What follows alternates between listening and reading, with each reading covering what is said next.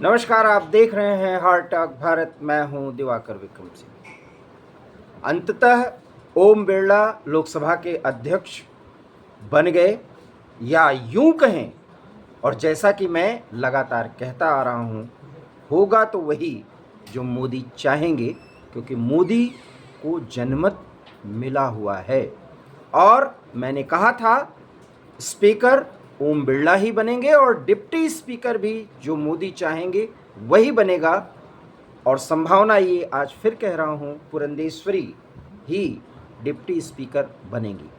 लेकिन जिस अंदाज में ओम बिरला के सामने कांग्रेस ने इंडी गठबंधन के कैंडिडेट के रूप में के सतीश, जो कांग्रेस के नेता हैं, दलित भी हैं, उन्हें उतारा था, लेकिन वो जान गए कि वोट ऑफ डिवीज़न जो होता है वोट का, वो उसमें हारेंगे।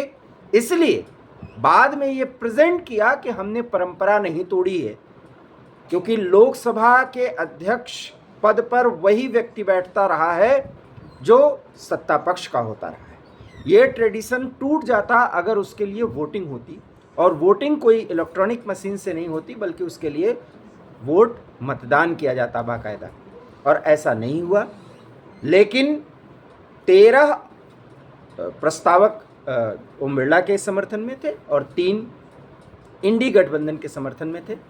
लेकिन अपनी हार सुनिश्चित देख करके ये स्पष्ट जान गए राहुल गांधी, अखिलेश यादव और अन्य लोग कि अब किसी भी कीमत पर अपना स्पीकर नहीं बनाया जा सकता। और यही स्थिति जब उपाध्यक्ष पद की बात आएगी तो रहेगी।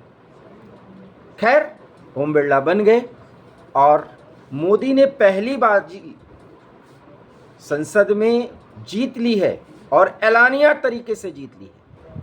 आगे की स्थिति जो मैं आपसे बात करना चाह रहा हूं वो ये है कि बड़े बदले बदले से नज़र आए जनाब राहुल गांधी। सबसे पहली बात, वो जिस अंदाज में टी शर्ट और पैंट पहन के आते थे, आज वो कुर्ता पजामा में आए, और ऐसा आना भी चाहिए था। मैं उनकी तारीफ़ करता हूँ।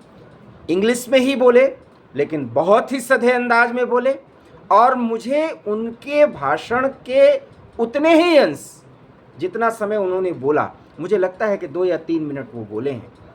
मैं एग्जैक्ट समय तो नहीं बोला, लेकिन मैं सुन रहा था जब वो लाइव बोल रहे थे। उसमें उन्होंने जिस तरीके से किया कि वॉइस ऑफ इंडिया को सुनना चाहिए और विपक्ष उसकी आवाज़ है, इसे भविष्य में सुना जाता रहेगा। बहुत ही अच्छी बात उन्होंने कही है। और ये बात वो जब कह रहे थे तो कुर्ता पजामा में राहुल गांधी बहुत संयत लग रहे थे, गंभीर लग रहे थे, गंभीर नेता की तरह देख रहे थे, और उस उत्तरदायित्व का निर्वहन करते हुए दिख रहे थे जिसकी अपेक्षा ये देश करता है। इसलिए मुझे बहुत पसंद आए।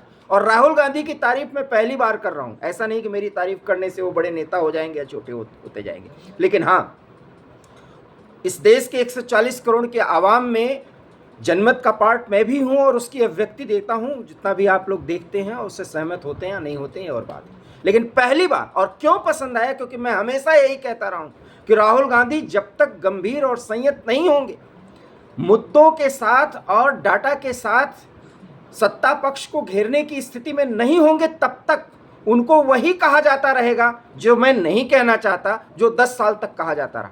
इसलिए इस देश की जनता ने जो पद उन्होंने उनको दिया है और उन्होंने उसको संभाला है, अब उसका वो निर्वहन करें, क्योंकि विपक्ष से भी अपेक्षा वैसी ही होती है जैसे सत्ता पक्ष से। लोकतंत्र और स्वस्थ लोकतंत्र, और बहुत ही, क्योंकि हम 2047 तक विकसित लोकतांत्रिक देश बनना चाहते हैं, तो इसलिए ज़रूरी है कि विपक्ष भी मुद्दों के आधार पर, डाटा के आधार पर सरकार को घेरे, हवा हवाई बात नहीं। इसलिए वो संविधान की वो प्रति जो लाल किताब जैसी दिखती है वो लहराएं, लेकिन उसकी भी अब एक सीमा होनी चाहिए। और आज पहली ही बार जब वो संविधान, कल की बात है 25 तारीख को, संविधान की प्रति लहरा रहे थे, और आज 1975 का वो काला अध्याय बाकायदा लोकसभा अध्यक्ष ने उनके सामने रख दिया। और उनकी दादी से ही वो गलती हुई थी, और किस तरीके से संविधान को सबटाज कर लिया था इंदिरा गांधी जी ने, हालांकि मैं फिर कहूंगा, मैं इंदिरा गांधी की कुछ नीतियों का बड़ा समर्थक रहा हूं, लेकिन अहंकार में आकर के, सत्ता के जुनून में और सत्ता को किसी भी कीमत पर बरकरार रखने के लिए उन्होंने ये किया। और 10 साल मोदी रहे। राहुल गांधी जी, अगर आपको याद हो तो आपने क्या क्या नहीं कहा है, और आपकी आड़ में इंडिया अलायंस, अब इंडिया अलायंस बना, यूपीए तब था, उन लोगों ने क्या क्या नहीं किया, कितने गलत गलत नैरेटिव गढ़े हैं, और ये हम आप जानते हैं, और राहुल गांधी जी आपका भी दिल जानता है। लेकिन हाँ, ठीक है, जनता ने आपको उस स्तर तक पहुंचाया है कि आप एक कैबिनेट मंत्री का दर्जा पा गए हैं, क्योंकि विपक्ष का नेता, जो नेता सदन होता है, उसके बाद विपक्ष के नेता का भी एक बड़ा महत्व होता है। तो आप एक कैबिनेट रैंक के मंत्री के बराबर सुविधाएं पाएंगे, और उसी अपेक्षा के साथ जनता अब आपसे उन मुद्दों को उठाते हुए देखना चाहती है जिस मुद्दे से जनता का फायदा हो। आपकी पार्टी है, आपकी राजनीतिक फायदे होंगे, वो जनता नहीं देखेगी। और इसीलिए मोदी के सामने अगर विकल्प के रूप में खड़ा होना है तो जिम्मेदारी की शुरुआत अब होती है। और आज आपने जो दिखाया, जिस अंदाज में आपने सदन के नेता के रूप में मोदी से आपने हाथ मिलाया, प्रधानमंत्री के रूप में, उसके बाद आपने ओम बिरला जी जो लोकसभा अध्यक्ष बने हैं उनसे हाथ मिलाया, और बहुत ही संयत अंदाज में, बहुत ही स्पष्ट शब्दों में आपने बात की, वो अच्छा लगा। लेकिन किन किन स्तरों से, किन किन तरीकों से सत्ता पक्ष को घेरेंगे, ये सरकार भी जान रही है। और फिर मैं कह रहा हूं, मोदी अब पूरी तरीके से कूटनीतिक और राजनीतिक चालें चलेंगे, क्योंकि मोदी ने 10 साल, उनको प्रचंड बहुमत था, और अब की एक बहुत अच्छा बहुमत है, लेकिन प्रचंड स्थिति नहीं है। लेकिन वो दबेंगे ऐसा नहीं है, क्योंकि मोदी की कार्यशैली में एक एडमिनिस्ट्रेटर के साथ साथ एक संगठनात्मक शक्ति को भी लिए हुए ऐसा व्यक्ति जिसको राजनीति का भी बेहतर अनुभव है, वो उन्होंने 10 साल में दिखाया है, कहे दुनिया चाहे जो। और अब तो एक अंतर्राष्ट्रीय स्तर पर वो स्थापित हो चुके हैं। और राहुल गांधी को भी चाहिए कि पहले दिन उन्होंने जो दिखाने की कोशिश की, हालांकि उसके पीछे अभी बहुत ऐसी बातें हैं जिसमें राहुल गांधी फंसेंगे, और हो सकता है ये उनकी समस्या हो जाए। और जैसा कि मैंने कहा कि ममता बनर्जी कभी भी राहुल गांधी को नेता नहीं मान सकती, ये मैं बराबर कहता रहा हूं। शरद पवार राहुल गांधी को कभी भी नेता नहीं मान सकते तब तक। आपको याद दिला दूं कि यही शरद पवार चुनाव के 3 राउंड हो जाने के बाद भी ये कहते रहे कि छोटी पार्टियों को मर्ज करना पड़ेगा। लेकिन शिवसेना ने जिस तरीके से वहां, माफ करिएगा, एनसीपी ने जिस तरीके से प्रदर्शन किया, शरद पवार गुट ने, अब शरद पवार का भी कॉन्फिडेंस बढ़ गया है।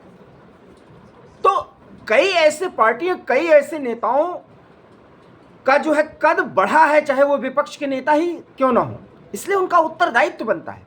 इसलिए सदन को चलवाना, चलाना और सदन में सरकार को नियंत्रित करने की एक बड़ी जिम्मेदारी राहुल गांधी पर है। और इसलिए राहुल गांधी जिस अंदाज में आज नजर आए वो मुझे अच्छा लगा। मैं तारीफों के पुल तो अभी नहीं बांध रहा हूं, क्योंकि अभी बहुत ऐसी चीजें हैं और बहुत ऐसे काम उन्हें करने हैं जिसमें वास्तविक रूप से वो अनुभवी नजर आए। और कम से कम अपने आलोचकों की बात राहुल गांधी को जरूर सुननी चाहिए, उसमें मैं भी हूं। मैं राहुल गांधी की आलोचना ही इसलिए करता हूं क्योंकि वो जिस स्तर पर अपने आप को स्थापित करना चाहते थे वो लेगेसी के तहत करना चाहते थे। और आज का जो समय है उसमें आपकी मेहनत और आपका अनुभव काम आता है। और उसमें अगर वो मोदी को वो नहीं मानते तो उन्हें मानना पड़ेगा कि मोदी एक एडमिनिस्ट्रेटर, संगठनात्मक शक्ति को सजे हुए और जनता से जुड़े हुए नेता हैं। और मोदी को अब कुछ प्राप्त करना रह नहीं गया है, ये राहुल गांधी भी समझते हैं।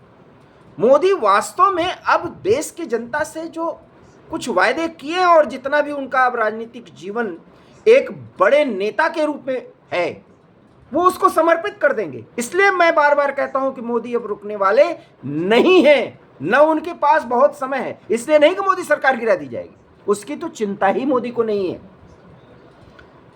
कोई भी बात कर ली जाए कि आरएसएस रिप्लेस करने की बात कर रहा है, योगी आदित्यनाथ से गोरखपुर में मिला, ये सब चंडू खाने की खबर है।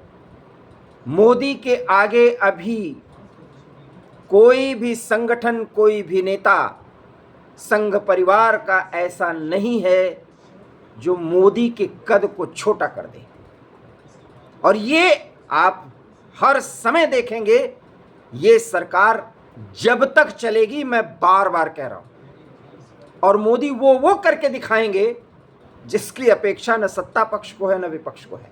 और ये बात इसलिए मैं कहता हूं क्योंकि मोदी को अब कुछ प्राप्त करना शेष है ही नहीं।